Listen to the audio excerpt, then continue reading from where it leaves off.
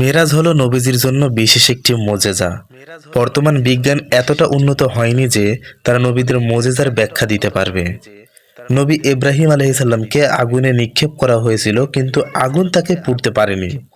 কেন পুড়তে পারেনি এর ব্যাখ্যা বিজ্ঞানীরা কোনো দিন দিতে পারবে না। মূসা নবী লাঠি নিক্ষেপ করলে বিশাল সাপে পরিণত হতো। লাঠির আঘাতে সমুদ্র দুই ভাগ হয়ে যেত। লাঠি দ্বারা কি করে এগুলো সম্ভব হতো, বিজ্ঞানীরা কোনোদিন এর ব্যাখ্যা দিতে পারবে না। আমাদের প্রিয় নবী মুহাম্মদ সাল্লাল্লাহু আলাইহি ওয়াসাল্লাম সশরীরে মেরাজ গমন করেছিলেন। তার মেরাজের সময় মহান আল্লাহ পৃথিবীর সময়কে থামিয়ে দিয়েছিলেন। মাত্র ৪৭ সেকেন্ডে ২৭ বছর কেটে গিয়েছিল। তিনি যে বিছানা থেকে উঠে মিরাজে গিয়েছিলেন, তিনি ফিরে এসে দেখেন এখনো সেই বিছানা গরম রয়েছে। এবং তিনি যে ঘরের দরজা লাগিয়ে গিয়েছিলেন, ফিরে এসে দেখেন এখনো সেই ঘরের দরজার ছিটকিনি নড়াচড়া করছে। এখন প্রশ্ন হলো, আল্লাহ পৃথিবীর সময়কে কেন থামিয়ে দিয়েছিলেন? মূসা নবী মাত্র ৪০ দিনের জন্য তার উম্মতের কাছ থেকে দূরে চলে গিয়েছিল, কিন্তু তিনি ফিরে এসে দেখেন তার উম্মতেরা গরুর পূজা শুরু করেছে। ওই সময় নবী মুহাম্মদ সাল্লাল্লাহু আলাইহি ওয়াসাল্লাম যদি দুনিয়ার ২৭ বছরের জন্য মেরাজে যেত, হয়তো সাহাবাগণ পথভ্রষ্ট হয়ে যেত। সেজন্য আল্লাহ রাব্বুল আলামিন দুনিয়ার এ সময়কে থামিয়ে দিয়েছিলেন। আমরা যারা মুসলমান আছি তারা কোনো প্রকার দ্বিধাদ্বন্দ্ব ছাড়াই মনে প্রাণে রাসূলুল্লাহ সাল্লাল্লাহু আলাইহি ওয়াসাল্লামের মিরাজকে বিশ্বাস করে থাকি। রাসূলুল্লাহ সাল্লাল্লাহু আলাইহি ওয়াসাল্লাম কিভাবে মিরাজে গমন করেছিলেন এবং কিভাবে ৭ আসমান পাড়ি দিয়েছিলেন সে বিষয়ে আপনাদের সামনে আলোচনা করব ইনশাআল্লাহ। এক রাতে রাসূলুল্লাহ সাল্লাল্লাহু আলাইহি ওয়াসাল্লাম উম্মে হানির ঘরে ঘুমিয়েছিলেন। এমন সময় ফেরেশতা জিবরাইল এবং মিকরাইল আলাইহিস সালাম রাসূলুল্লাহ সাল্লাল্লাহু আলাইহি সাল্লামের ঘরে প্রবেশ করলেন এবং অত্যন্ত ভদ্রতা এবং সম্মানের সহিত রাসূলুল্লাহ সাল্লাল্লাহু আলাইহি সাল্লামকে জাগ্রত করলেন। এরপর ফেরেশতা জিবরাইল ও মিকরাইল নবীজির হাত ধরে কাবার নিকটে নিয়ে গেলেন। জমজম কূপের সামনে নিয়ে গিয়ে রাসূলুল্লাহ সাল্লাল্লাহু আলাইহি সাল্লামকে চিৎ করে শুইয়ে দিলেন। এরপর নবীজির গলা থেকে শুরু করে নাভি পর্যন্ত চিরে ফেললেন। রাসূলুল্লাহ সাল্লাল্লাহু আলাইহি ওয়াসাল্লামের কলবকে বের করে জমজমের পানি দিয়ে ধৌত করলেন এবং সেই কলবকে ঈমান ও হিকমত দিয়ে পরিপূর্ণ করে পুনরায় স্থাপন করে দিলেন। রাসূলুল্লাহ সাল্লাল্লাহু আলাইহি ওয়াসাল্লামের গলা থেকে নাভি পর্যন্ত সেলাইয়ের সে দাগ বিদ্যমান ছিল। সাহাবায়ে কেরাম রাদিয়াল্লাহু তাআলা আনহুগণ বলেছেন, যারা আমরা রাসূল সাল্লাল্লাহু আলাইহি সাল্লামকে অনেক কাছ থেকে দেখেছি, দুটি কাপড় একসঙ্গে জোড়া দিলে যেরকম সেলাইয়ের ভাঁজ দেখা যায়, রাসূল সাল্লাল্লাহু আলাইহি ওয়াসাল্লামের গলা থেকে নাভি পর্যন্ত সেরকম সেলাইয়ের ভাগ স্পষ্ট দেখা যায়।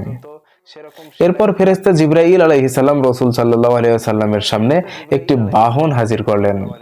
বাহনটির নাম ছিল আল বুরাক। এই বোরাকের গতি সম্পর্কে রাসূল সাল্লাল্লাহু আলাইহি সাল্লাম বলেছেন, চোখের দৃষ্টি যতদূর যায় বোরাকের এক পা থেকে অন্য পায়ের দূরত্ব ততদূর। এরপর ফেরেশতা জিবরাইল আলাইহিস সালাম নবীজিকে বোরাকে ওঠার জন্য আমন্ত্রণ জানালেন। রাসূলুল্লাহ সাল্লাল্লাহু আলাইহি সাল্লাম যখন বোরাকে উঠলেন, ফেরেশতা জিবরাইল আলাইহিস সালাম সেই বোরাককে যাত্রা শুরু করার অনুমতি দিলেন। মক্কা থেকে ১০০০ কিলোমিটার দূরে বাইতুল আকসা। তাদের প্রথম গন্তব্য হলো বাইতুল আকসা। বোরাক মক্কা থেকে বাইতুল আকসার দিকে ছুটলেন এবং বাইতুল আকসায় পৌঁছে রাসূলুল্লাহ সাল্লাল্লাহু আলাইহি ওয়াসাল্লাম মসজিদের ভিতর প্রবেশ করে সকল নবীদের উপস্থিতিতে ২ রাকাত নামাজ আদায় করলেন। এরপর ফেরেশতা জিবরাইল নবীজিকে নিয়ে ঊর্ধ্ব গমন শুরু করলেন, অর্থাৎ আসমানের দিকে ওঠা শুরু করলেন। রাসূল সাল্লাল্লাহু আলাইহি ওয়াসাল্লামকে নিয়ে ফেরেশতা জিবরাইল যখন প্রথম আসমানের দরজায় পৌঁছালেন, দরজার অপর প্রান্ত থেকে প্রশ্ন করা হলো, কে? ফেরেশতা জিবরাইল উত্তর দিলেন, আনা জিবরাইল। দরজার অপর প্রান্ত থেকে আবার প্রশ্ন করা হলো, আপনার সাথে উনি কে? ফেরেশতা জিবরাইল বললেন, মুহাম্মাদুর রাসূলুল্লাহ। দরজার অপর প্রান্ত থেকে আবার প্রশ্ন করা হলো, তাকে কি আসার জন্য অনুমতি দেওয়া হয়েছে? ফেরেশতা জিবরাইল বললেন, হ্যাঁ অবশ্যই। সঙ্গে সঙ্গে প্রথম আসমানের দরজা খুলে গেল। রাসূল সাল্লাল্লাহু আলাইহি ওয়াসাল্লাম প্রথম আসমানের ভিতর ঢুকে দেখলেন অত্যন্ত লম্বা আকৃতির একজন ব্যক্তি দাঁড়িয়ে আছে। ফেরেশতা জিবরাইলকে জিজ্ঞেস করলেন, ইনি কে? জিবরাইল আলাইহিস সালাম বললেন, ইনি হলেন আপনার আদি পিতা হযরত আদম আলাইহিস সালাম। আমাদের প্রিয় নবী হযরত মুহাম্মদ সাল্লাল্লাহু আলাইহি ওয়াসাল্লাম পিতা আদমকে সালাম করলেন। হযরত আদম আলাইহিস সালাম বললেন, হে আমার পবিত্র সন্তান এবং পবিত্র নবী, তোমার যাত্রা শুভ হোক। এরপর ফেরেশতা জিবরাইল রাসূলুল্লাহ সাল্লাল্লাহু আলাইহি ওয়াসাল্লামকে নিয়ে দ্বিতীয় আসমানে উঠলেন। পুনরায় দ্বিতীয় আসমানে উঠে রাসূল সাল্লাল্লাহু আলাইহি ওয়াসাল্লাম একত্রে দেখলেন দুজন ব্যক্তি বসে আছেন। ফেরেশতা জিবরাইলকে জিজ্ঞেস করলেন, এরা দুজন কারা? জিবরাইল আলাইহিস সালাম বললেন, ইনি হলেন হযরত ঈসা আলাইহিস সালাম আর ইনি হলেন হযরত ইয়াহইয়া আলাইহিস সালাম।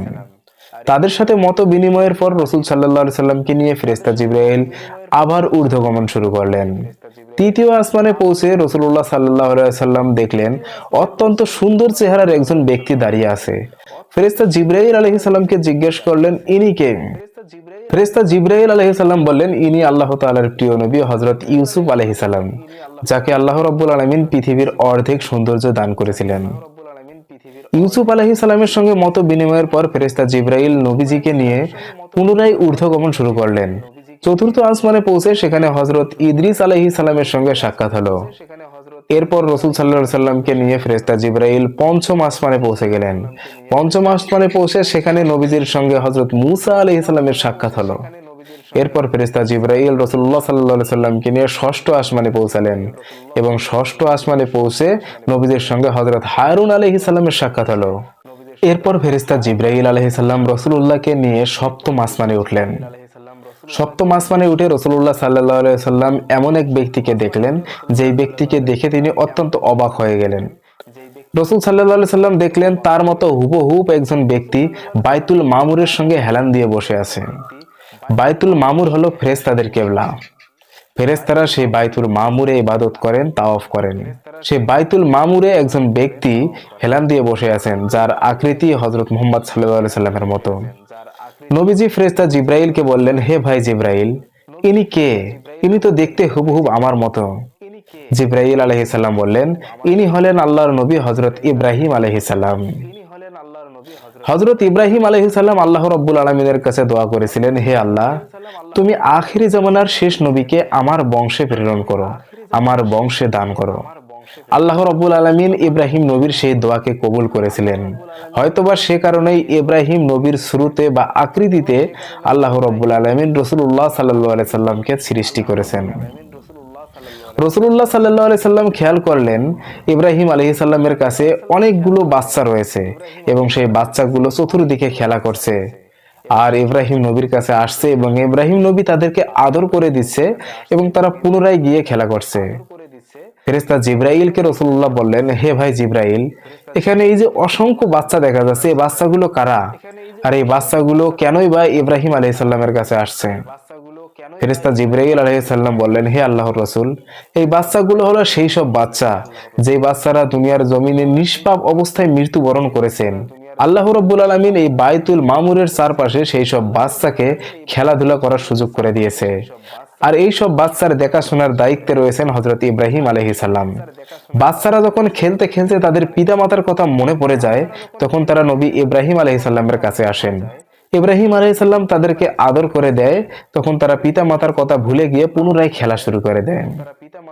এরপর রাসূল সাল্লাল্লাহু আলাইহি সাল্লাম পিতা ইব্রাহিম আলাইহিস সালামের সঙ্গে সাক্ষাৎ করলেন এবং তার সঙ্গে মত বিনিময় করলেন। হযরত ইব্রাহিম আলাইহিস সালাম নবীজিকে উদ্দেশ্য করে বললেন, হে নবী, আপনি আপনার উম্মতদেরকে বলে দিবেন জান্নাতের মাটি প্রচন্ড উর্বর, তারা যেন জান্নাতের মাটিতে বেশি বেশি করে গাছ লাগায়। আর জান্নাতের মাটিতে বেশি বেশি করে গাছ লাগানোর উপায় হলো সুবহানাল্লাহ, আলহামদুলিল্লাহ, লা ইলাহা ইল্লাল্লাহ, আল্লাহু আকবার। যে এই তসবিহগুলো অধিক পরিমাণে তেলাওয়াত করবে, তার নামে জান্নাতে অধিক পরিমাণ গাছ লাগানো হবে। এরপর আল্লাহর রাসূল সাল্লাল্লাহু আলাইহি ওয়াসাল্লাম ইব্রাহিম নবীর কাছ থেকে বিদায় নিয়ে পুনরায় ঊর্ধ্বগমন শুরু করলেন। এরপর ফেরেশতা জিবরাইল আলাইহিস সালাম পুনরায় রাসূল সাল্লাল্লাহু আলাইহি সাল্লামকে নিয়ে ঊর্ধ্বগমন শুরু করলেন এবং নবীজিকে নিয়ে সিদরাতুল মুনতাহায় পৌঁছালেন। সেখানে গিয়ে ফেরেশতা জিবরাইল আলাইহিস সালাম থেমে গেলেন এবং বললেন, হে আল্লাহর রাসূল, আমি আর এক কদমও সামনে এগোতে পারবো না, এটাই আমার জন্য শেষ সীমান্ত। এখান থেকে আপনাকে একাই যেতে হবে, এখান থেকে সামনে যাওয়ার অনুমতি আমার নেই। মহান আল্লাহ রাব্বুল আলামিনের পক্ষ থেকে রাসূল সাল্লাল্লাহু আলাইহি ওয়াসাল্লামের জন্য আরো দ্রুতগামীর একটি বাহন চলে আসলো এবং সেই বাহনটির নাম হলো রফরফ। রাসূল সাল্লাল্লাহু আলাইহি ওয়াসাল্লাম বুরাক থেকে নেমে রফরফে উঠে বসলেন এবং সেই রফরফ আল্লাহ রাব্বুল আলামিনের নিকটে রাসূল সাল্লাল্লাহু আলাইহি সাল্লামকে নিয়ে গেলেন। রাসূল সাল্লাল্লাহু আলাইহি ওয়াসাল্লাম মহান আল্লাহ রাব্বুল আলামিনের একদম সন্নিকটে চলে গেলেন। আল্লাহ রাব্বুল আলামিন দীর্ঘ সময় ধরে তার প্রিয় হাবিবের সঙ্গে সাক্ষাৎ করলেন। এরপর রাসূল সাল্লাল্লাহু আলাইহি ওয়াসাল্লাম যখন মেরাজ থেকে ফিরে আসতেছেন, পঞ্চম আসমানে হযরত মূসা আলাইহিস সালামের সঙ্গে দেখা হয়ে গেল। হযরত মূসা আলাইহিস সালাম জিজ্ঞেস করলেন, আল্লাহ রাব্বুল আলামিন আপনাকে হাদিয়া স্বরূপ কি দিয়েছেন? রাসূল সাল্লাল্লাহু আলাইহি ওয়াসাল্লাম বললেন 50 ওয়াক্ত নামাজ দিয়েছেন। হযরত মূসা আলাইহিস সালাম বললেন, আপনার উম্মত কোনোদিন 50 ওয়াক্ত নামাজ আদায় করতে পারবে না। আমার উম্মত বনি ইসরাইল জাতিকে আল্লাহ রাব্বুল আলামিন 2 ওয়াক্ত নামাজ দিয়েছিলেন, কিন্তু বনি ইসরাইল জাতিরা সেই 2 ওয়াক্ত নামাজ আদায় করতে অক্ষম ছিল।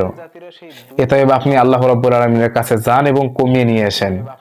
রাসূল সাল্লাল্লাহু আলাইহি সাল্লাম আল্লাহ রাব্বুল আলামিনের কাছে গেলেন এবং আল্লাহ রাব্বুল আলামিন 5 ওয়াক্ত কমিয়ে দিলেন।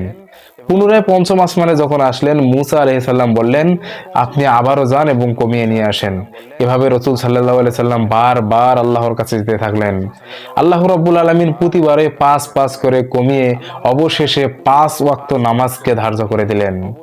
পুনরায় যখন রাসূল সাল্লাল্লাহু আলাইহি ওয়াসাল্লাম পঞ্চম আসমানে চলে আসলেন, মূসা নবী জিজ্ঞেস করলেন, কয় ওয়াক্ত দিয়েছে?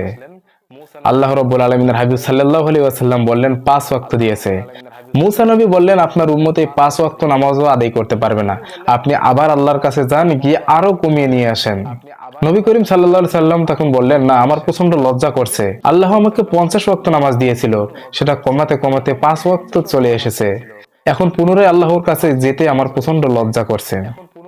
তবে আল্লাহ রাব্বুল আলামিন বলেছেন, আমার উম্মতের মধ্যে যারা এই 5 ওয়াক্ত নামাজ সঠিকভাবে আদায় করবে, আল্লাহ রাব্বুল আলামিন তাদের আমলনামায় 50 ওয়াক্ত নামাজ আদায় করার সওয়াব দান করবেন। এবং আল্লাহ রাব্বুল আলামিন এও প্রতিজ্ঞাবদ্ধ হয়েছেন যে আমার উম্মতের মধ্যে কেউ যদি ভালো একটা কাজ করে, তাহলে তার আমলনামায় 10টা নেকি লেখা হবে। এবং আমার উম্মতের মধ্যে যদি কেউ একটা খারাপ বা অন্যায় কাজ করে, তাহলে তার আমলনামায় একটাই গুনাহ লেখা হবে। এরপর রাসূল সাল্লাল্লাহু আলাইহি ওয়াসাল্লাম পঞ্চম আসমান থেকে নিচে নামা শুরু করলেন। এভাবে আল্লাহ রাব্বুল আলামিন তার প্রিয় হাবিব সাল্লাল্লাহু আলাইহি ওয়াসাল্লামের মিরাজকে সম্পূর্ণ করেছেন।